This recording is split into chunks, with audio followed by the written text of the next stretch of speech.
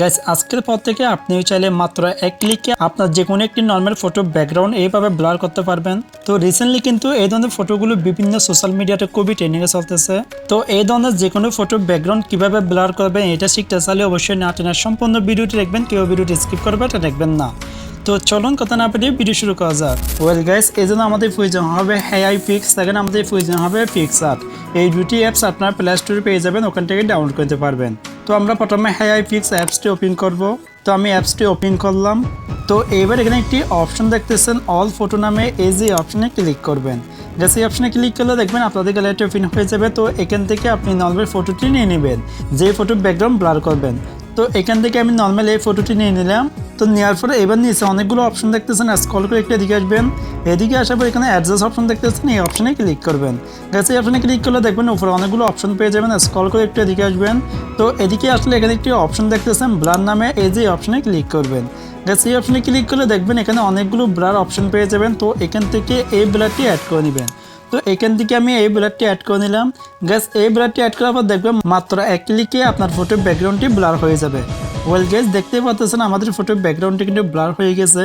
Guys তারপর এখানে opacity option পেয়ে যাবেন, এখান থেকে চাইলে এটা বাড়াই দিলে আপনার ফটোর ব্যাকগ্রাউন্ডটি আরও বেশি ব্লার হয়ে যাবে। তো এটা এখান থেকে আমি 90% করে দিলাম। তো 90% করার পর দেখবেন আপনার ফটোটি আরও ব্লার হয়ে যাবে। তো দেখতে পাচ্ছেন এখন কিন্তু আমাদের ফটোর ব্যাকগ্রাউন্ডটি কিন্তু পারফেক্ট ব্লার হয়ে গেছে। এবার নিচে টিকমার অপশন দেখতেছেন, এই অপশনে ক্লিক করবেন। তো এই অপশনে ক্লিক করার পর এবার এই ফটোটি আমরা সেভ করে নিব।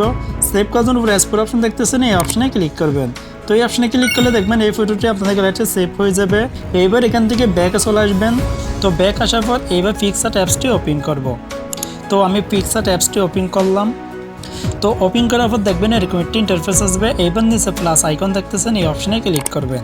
তো এই অপশনে ক্লিক করলে দেখবেন আপনাদের গ্যালারিটি ওপেন হয়ে যাবে। তো এবার একটু আগে যে ফটোটি আমরা এডিট করে সেভ করলাম সেটা এখান থেকে নিয়ে নিব।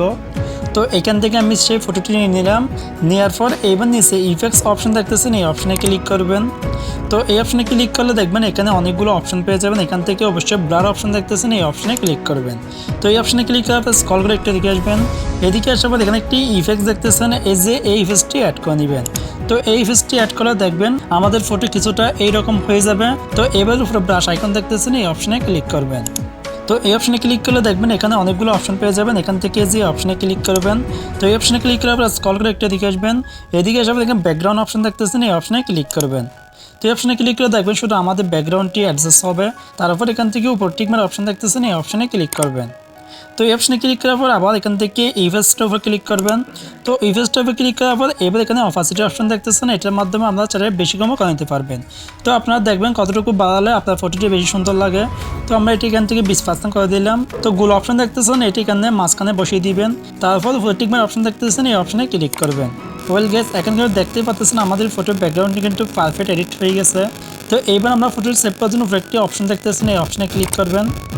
তো এই অপশনে ক্লিক করলে দেখবেন এই ফটোটা আপনাদের গ্যালারিতে সেভ হয়ে যাবে। তো গাইস এই ছিল আজকের ভিডিও। যদি ভিডিওটি ভালো লাগে ভিডিও লাইক করে দিবেন, আর এরকম নতুন ভিডিও পেতে আমাদের চ্যানেলটি সাবস্ক্রাইব করে অবশ্যই আমাদের পাশে থাকবেন।